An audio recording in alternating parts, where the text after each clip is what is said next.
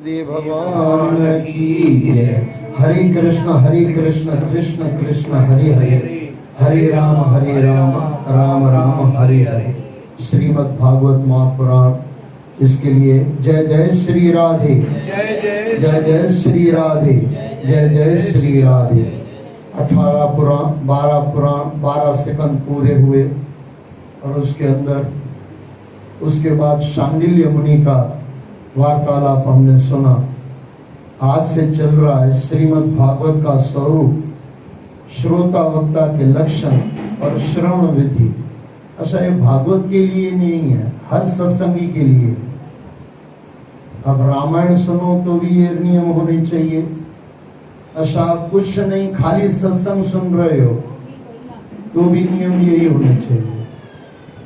श्रोता के भी यही नियम होने चाहिए जो आगे आएंगे, और वक्ता के भी नियम यही होने चाहिए। अच्छा, जो नहीं होने चाहिए वो भी बताएंगे। तो ऐसा नहीं कि नहीं वाले आप सुन लो और सुनने वाले नहीं सुनो, उलट पुलट मत करना, ध्यान से सुनना। श्रीमद् भागवत का स्वरूप, श्रोता वक्ता के लक्षण और श्रवण विधि। श्रीमद् भागवत का स्वरूप एक ही है, श्री सच्चिदानंदमय। भगवान श्री कृष्ण के रूप माधुर्य में जिन भक्तों की लगन लगी है, उन भावुक भक्तों के हृदय में जो भगवान श्री कृष्ण के माधुर्य भाव को प्रकट करता है। देखो, यहाँ पे चीज है लगन। काफी बार मैंने आपको गुजराती में भी थोड़ा बोला है, जेटला लगन थी तमे छोकराना लगन कराવો છો, શું એટલા लगन थी તમે પરમાત્માની બાજુમાં બેસો છો, સત્સંગમાં બેસો છો? नहीं। संसार की जितनी चीजें हम लगन लगा के करते हैं, मैं कई बार कहता हूं सत्संग में जो इंसान इधर उधर बैठे इधर उधर टाइम पूरा करता है, ये धंधे में धंधा करना जाएगा तो मजे से बैठेगा, पूरा ध्यान वहां होगा। एक भी ग्राहक छूट न जाए तो उसका पूरा ध्यान होगा। अच्छा, उसको बोलो छोटा सा ग्राहक था, 10 रुपए वाला ग्राहक चला गया तो क्या हुआ? तो सेठ उसको बताएगा नौकर को, आज ये 10 रुपए का है, कल ये 10,000 का भी हो सकता है। ये नियम सत्संग में क्यों नहीं है? चलो, आज हमको सत्संग समझ में नहीं आ रहा है। हमारे पिताजी तो कहते थे, मेरे गुरुदेव भगवान मेरे पिताजी कहते थे, बोले बेटे सत्संग कभी पहले समझ में नहीं आता है, सुनते जाओ सुनते जाओ। और फिर मुझे एग्जाम्पल 1-2 बार दिया था मेरे पिताजी ने, मेरे गुरु भी हैं, मेरे पिताजी भी हैं, तो वहां पे एक एग्जाम्पल दिया था। बोले एक समझो कि कहीं न कहीं लिखा हुआ, आप किसी के घर में जा रहे हो, वहां पे लिखा हुआ है, बगल में लिखा हुआ है प्योर गाय का घी मिलेगा। अब आपका कुछ लेना देना नहीं है, आप जब भी उनके घर पे जाते हो बगल में सुन देखते रहते हो, पढ़ते रहते हो, नजर कहीं भी चली जाती है, आपका कोई लेना देना नहीं है। आप रोज वहां पे जा रहे हो, बगल वाले के वहां काम पटा के रोज निकल जाते हो, आपका दोस्त है, आपकी सहेली है, आप रोज जाते हो, रोज मिलना जुलना हो जाता है। लेकिन हर बार आप पढ़ते हो गाय का शुद्ध घी यहाँ पे मिलता है। बरसों हो गए, आपको बुढ़ापा आ गया, जवानी में आप पढ़ते रहते थे, ये बुढ़ापा हो आ गया, घुटने का दर्द चालू हो गया, जैसे मेरा चालू है। हाँ, ये मेरे पिताजी पहले से ही एग्जाम्पल देके गए थे। और वहां किसी आयुर्वेदिक में वाले के वहां जाओ, वो बोलेगा भाई गाय का प्योर घी मिल जाए ना, उसकी मालिश करो, आपके पैर का दर्द घुटने का दर्द चला जाएगा। अब 20 बरस पहले आपने 25 बरस पहले कहीं पढ़ा था, सच्ची बताओ ये आपको याद आएगा कि नहीं आएगा? गारंटी से याद आएगा, पक्का याद आएगा।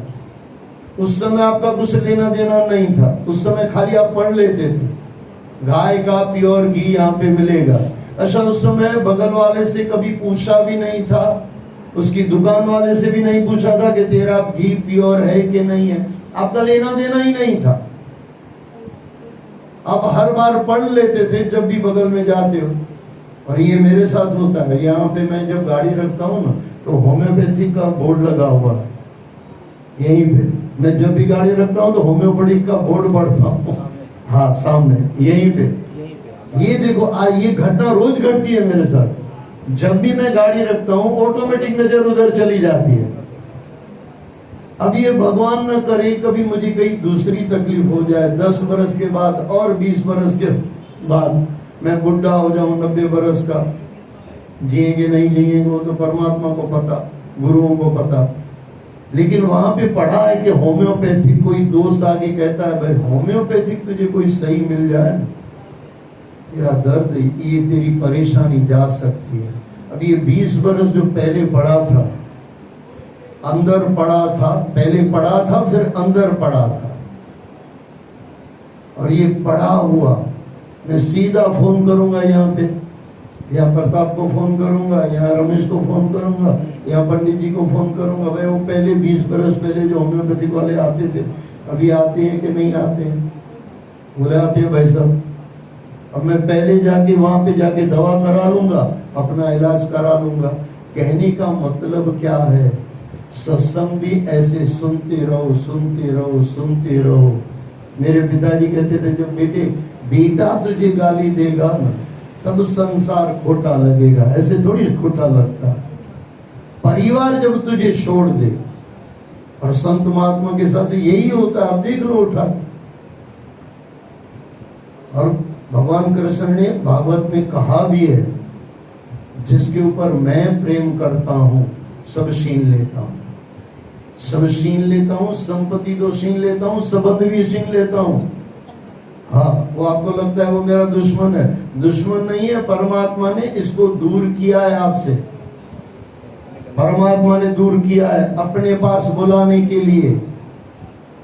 20 बरस पहले जो सत्संग सुना था, 30 बरस पहले जो सत्संग सुना था, उस समय भले काम का नहीं था। अच्छा, इसकी कोई एक्सपायर डेट नहीं होती, बाकी चीजों की एक्सपायर डेट होती है, और गाय के घी की भी एक्सपायर डेट नहीं होती है। इसके लिए वहां पे एग्जाम्पल बराबर फिट बैठता है, क्योंकि गाय का घी भी कहा जाता है जितना पुराना उतना अच्छा।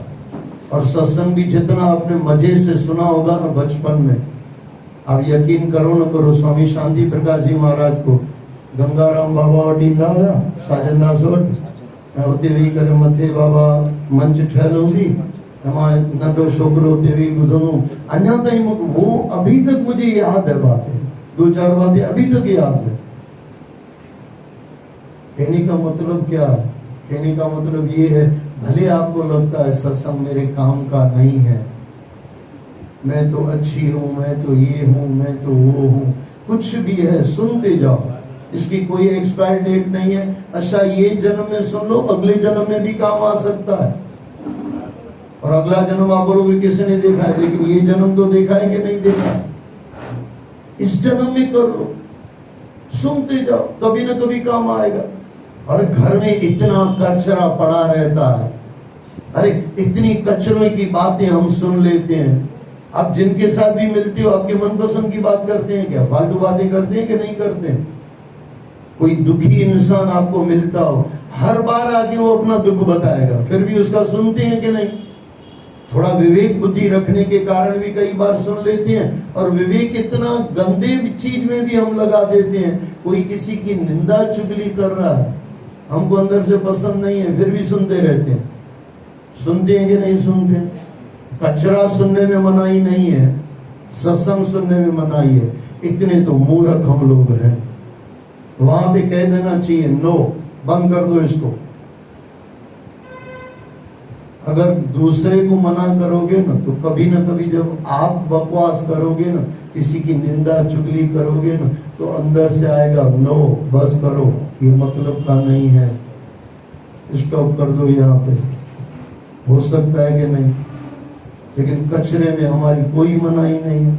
अच्छा, कोई सत्संग पूछता है मेरी क्या काम का? अच्छा, तेरा कचरा सुनने का क्या काम था? निंदा चुगली तेरे क्या काम की भाई, जिसका कोई लेना देना ही नहीं है। अच्छा, उसके अंदर तेरी बीपी बढ़ेगी। और ये जो बीच वाले होते हैं ना भाई, बीच वालों को चमचा कहा जाता है ना, अगर आपको मालूम हो तो। बोले एक मंत्री बैठा था, तो वो हमारे जैसा कोई आया, बोले बाबा कैसे हो? बोले मजे में हूँ। चमचा पास में था, बोले इसकी वजह से दुखी हो, बाकी कोई दुख नहीं। हकीकत तो बीच वाले जो होते हैं ना, झगड़ा करा दिया आपका, फिर दूर से बैठ के देखेंगे आपका झगड़ा कितना बढ़िया चल रहा है। अंग्रेजों की औलादे होती है ना, या अंग्रेजों की कुछ गुण आ जाते हैं उनके अंदर, अवगुण आ जाते हैं। कहने का मतलब समझना, यहाँ पे जो चीज आई लगन, अर्जुन की लगन थी भगवान कृष्ण में, तो गीता खुल गई। और दुर्योधन की लगन नहीं थी, इसके लिए भागवत नहीं खुली, गीता नहीं खुली। माधुर्य भाव को प्रकट करता है, और यही माधुर्य भाव को प्रकट करता है। आपकी अगर लगन गुरु में लग जाए, लगन ग्रंथ में लग जाए, अच्छा जिसमें आपकी लगन लगे वो आपके लिए बड़ा। आपको गीता अच्छी लग रही है, आपके लिए गीता बड़ी है। आपको भागवत अच्छा लग रहा है, आपके लिए भागवत बड़ा है। कौन बड़ा किसी के लिए ऐसे मत सोचो, आपके लिए क्या बड़ा वो सोचो। दुनिया में कितने भी आपके काका काकी हो, लेकिन आपके माँ बाप जैसा कोई नहीं। ये तो पक्की बात है कि नहीं है। दुनिया में जितने भी ग्रंथ हो, लेकिन जो आपको पसंद है आपके जैसा कोई नहीं।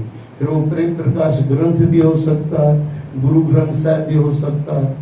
और एक बात मैं दूसरी बता दूं, अगर किसी ग्रंथ को बराबर आपने समझ लिया ना, फिर तो आपको लगेगा जो गुरु ग्रंथ साहब कहते हैं वही तो प्रेम प्रकाश ग्रंथ कहते हैं।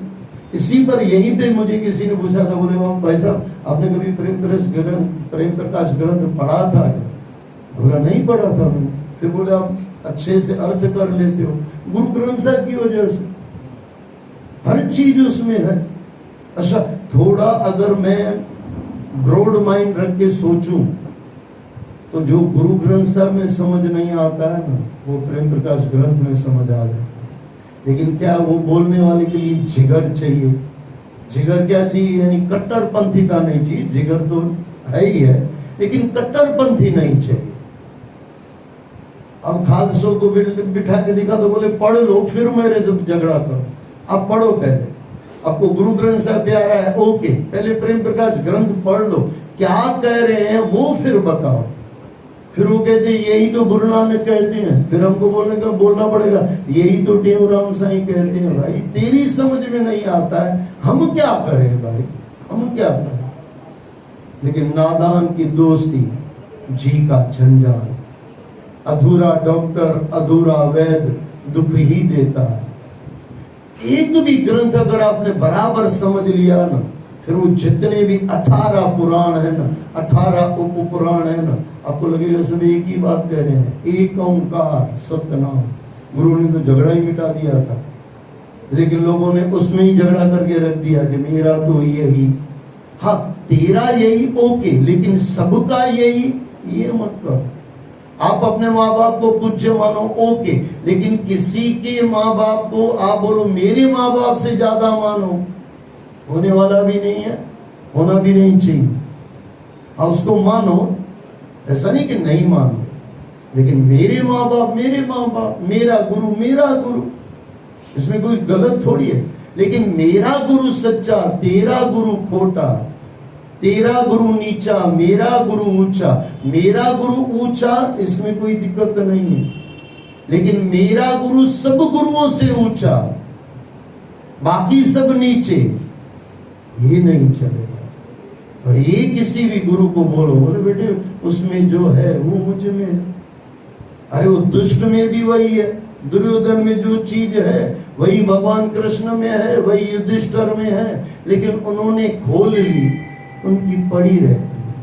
दुर्योधन के अंदर चीज पड़ी रही, प्रकट नहीं हुई, इसके लिए दुष्ट बना रहा। अगर खुल जाए तो युधिष्ठिर बन जाए, खुल जाए तो अर्जुन बन जाए।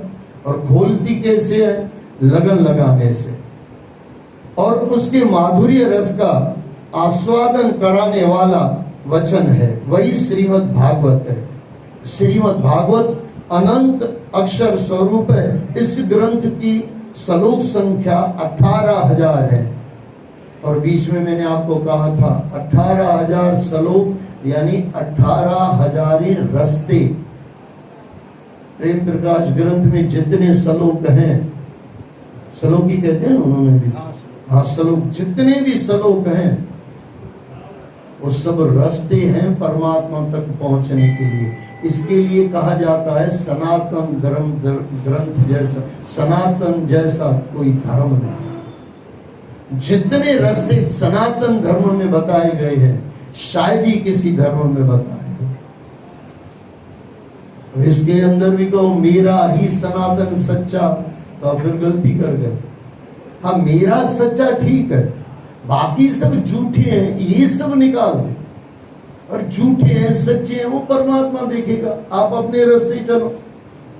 आप गाड़ी लेके 4 व्हीलर अपनी लेके जा रहे हो या 2 व्हीलर लेके जा रहे हो, आप बोलो मेरी वाली सबसे बढ़िया, तो आप कहीं पहुंच ही नहीं पाओगे, बस वहीं लटकते रह जाओगे। 500 गाड़ियां आपके सामने जा रही है, सबको बोल रहे हो तेरी गाड़ी खराब, तेरी गाड़ी खराब। अरे भाई तेरी गाड़ी जो भी है, साइकिल भी है, वो भी अहमदाबाद तक पहुंचा देगी, भले लेट पहुंचाएगी, कभी ना कभी पहुंचाएगी। अरे पैदल भी चलेगा तो भी पहुंच जाएगा। दूसरों की गाड़ियां देखता रहेगा, तेरी गाड़ी कहीं नहीं पहुंच पाएगी।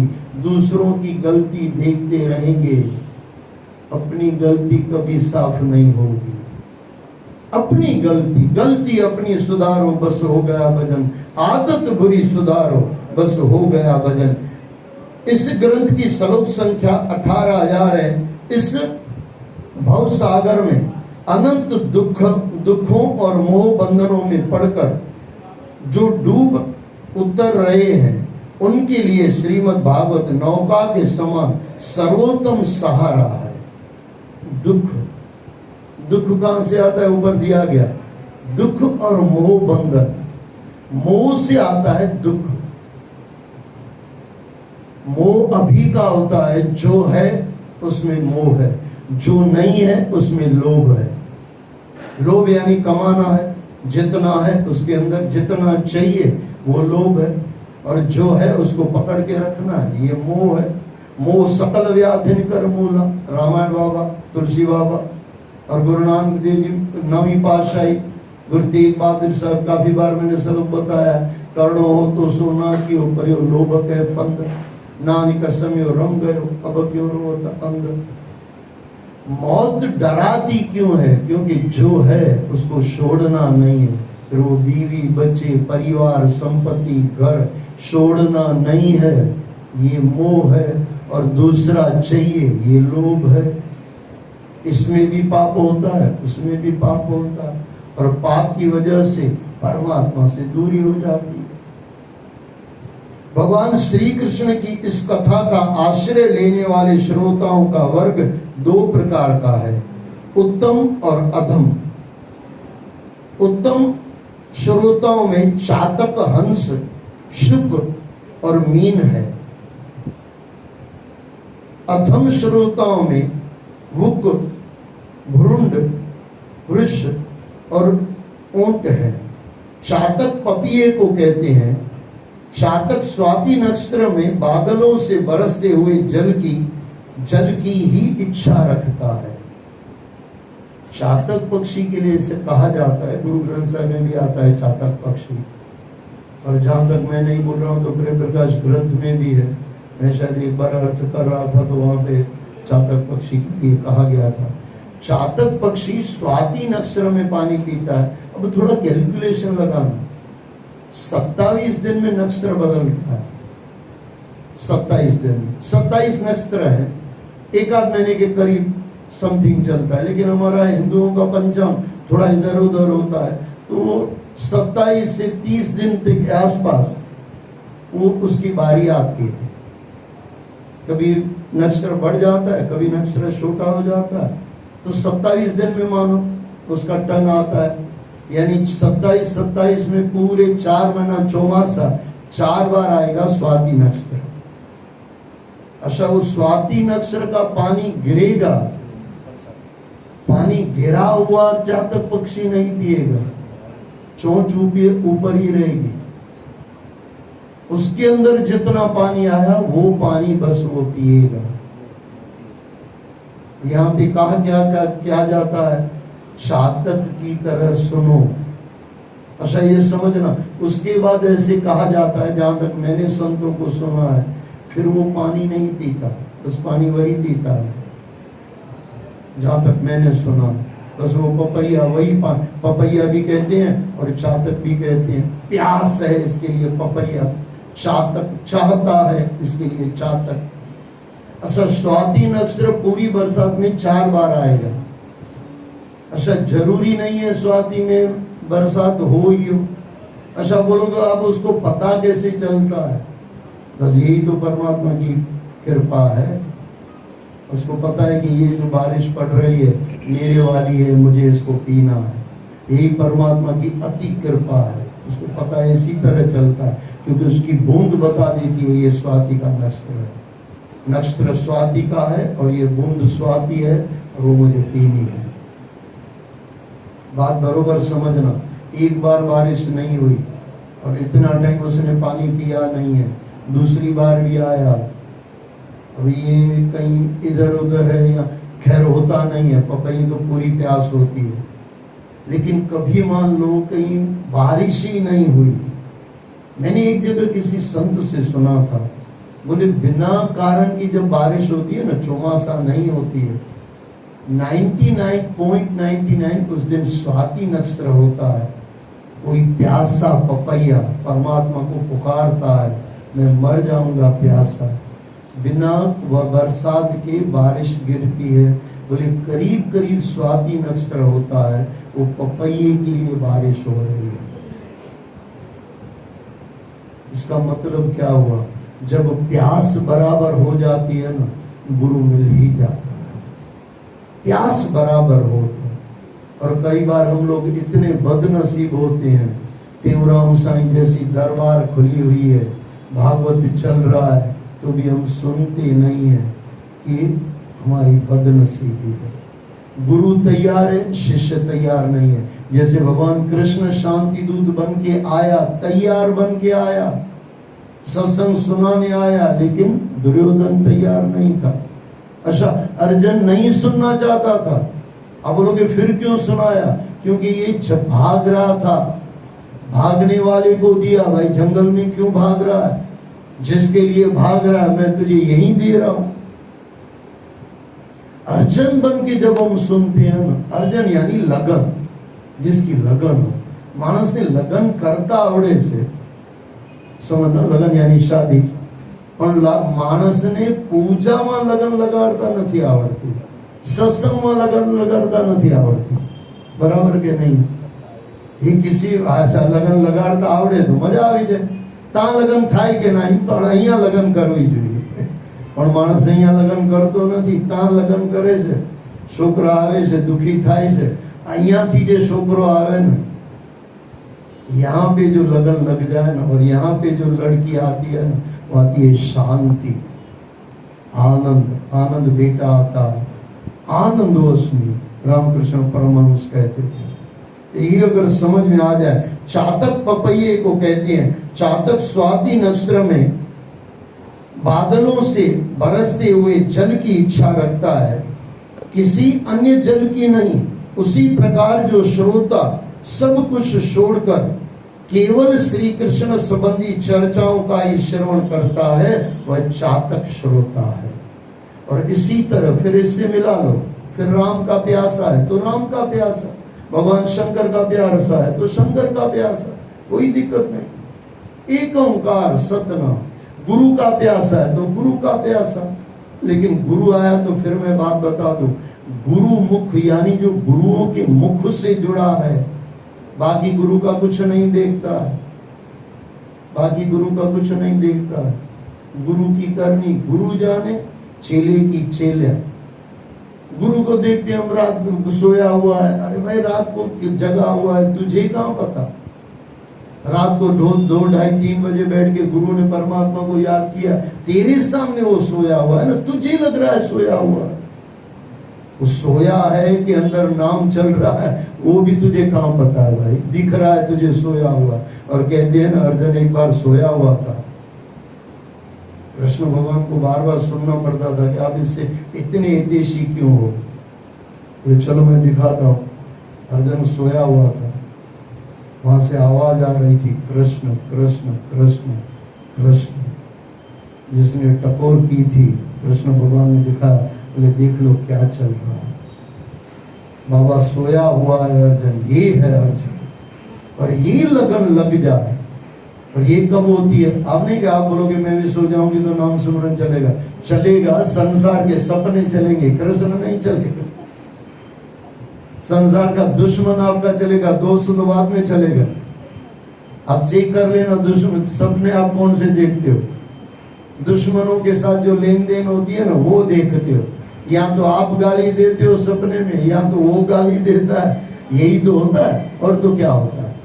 मीरा के सपने में कृष्ण आएगा ना, सुदामे के सपने में कृष्ण आएगा ना, संतों के सपने में कृष्ण आएगा ना। और यहाँ पे दूसरा एग्जाम्पल दिया गया, हंस दूध में से जल को अलग करके केवल दूध का ही पान करता है। आज तक ऐसी कोई मशीन नहीं बनी, हाथ बना है दूध और पानी मिलाने के लिए। अच्छा, ऐसी मशीन भी बनी है कि इसमें कितना पानी है कितना दूध है, लेकिन उस मशीन या किसी मशीन को बोलो अलग कर दो, बोले हो नहीं सकता। लेकिन परमात्मा ने एक मशीन बनाई है, हंस को बनाया है। आप उसको समझो, मेरी भाषा में कहो तो 100 ग्राम दूध डाल दो, 100 मिलीग्राम उसको दूध दे दो और 5 किलो उसमें से पानी मिला दो। ये बंदा इतना गजब का है, वो दूध पी के निकल जाएगा, पानी आपके लिए रख जाएगा, भाई पानी आप पियो, मैंने अपना काम कर लिया। बस संत महात्मा यही करते हैं, फालतू की चीजों को छोड़ छोड़ के, संसार की चीजों को छोड़ छोड़ के, कलयुग केवल नाम आधारा, सिमर सिमर नर उतरे पार। और गुरु खुद भी समझते हैं, शिष्यों को भी समझाते हैं, बोले बिरसड़ी यही दूध पियो, कृष्ण का दूध पियो। संसार असार है उसको छोड़ो, परमात्मा सार है उसको पकड़ो, तत्व दृष्टि को पकड़ो, फालतू की बातें छोड़ो। लेकिन हाय रे इंसान की बदनसीबी, सत्संग में भी बैठ के असार को पकड़ते रहेगा, सार को छोड़ते रहेगा। सत्संग में हमारे तुलसी बाबा ने भी मस्त कहा, 2-4 श्लोक भी अगर हमारे दोहे हमारे जीवन में आ जाए ना, 2-4 चौपाइयां भी कंठस्थ हो जाए और कंठस्थ होकर जीवन में उतर जाए, आनंद आ जाए।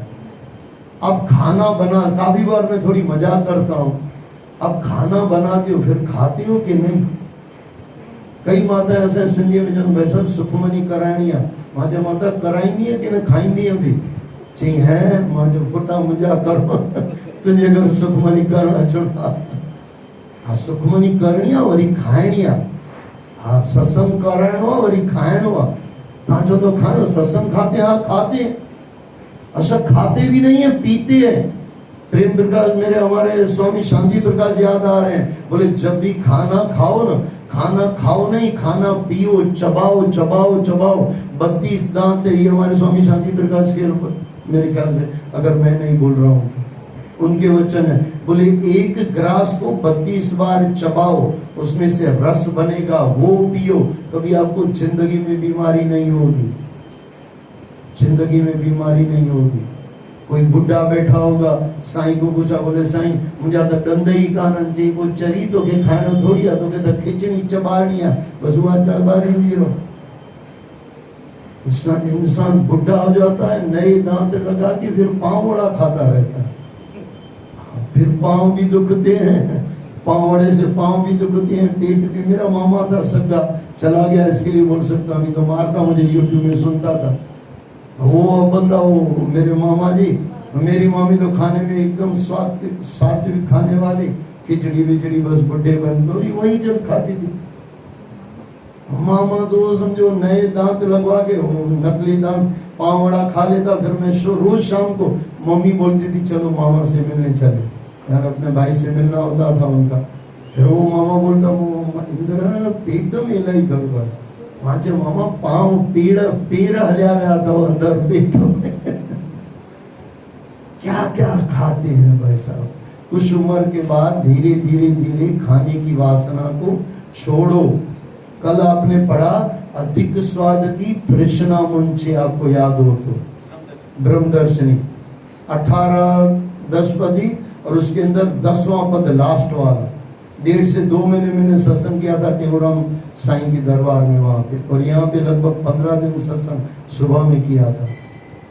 अधिक स्वाद की तृष्णा मुंचे, इसका मतलब ये नहीं कि खाना नहीं खाना, खाना खाना है, स्वाद नहीं लेना ऐसा नहीं, लेकिन अधिक स्वाद नहीं, अधिक स्वाद मिट जाए, आनंद आ जाए। और यहाँ पे कहते हैं हंस दूध में से जैसे जल को अलग करके केवल दूध ही पान करता है, उसी प्रकार जो श्रोता अनेक शास्त्रों का श्रवण करके श्रवण करके भी उसमें से सार तत्व को, मैं आपको पहले ही कह के आया, सार तत्व को ग्रंथ में से समझ लो ना, फिर सब ग्रंथ एक समान है, किसी में कोई फर्क नहीं।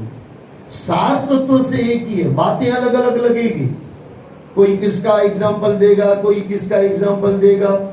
हमारे तुलसी बाबा ने तो कामी नारी के लिए एग्जाम्पल दे दिया, सबके अलग अलग एग्जाम्पल है। यहाँ पे चातक के लिए बताया जा रहा है, हंस के लिए बताया जाता है, उसमें से सार तत्व कोई ग्रहण करता है वह हंस श्रोता कहलाता है। तो हंस बन के बैठ के सुने, भागवत हो तो खास, और वैसे तो हर सत्संग हंस बन के ही सुने, अपना सार तत्व ले ले, बाकी सब छोड़ दे। जय जय श्री राधे, जय जय श्री राधे, जय जय श्री राधे।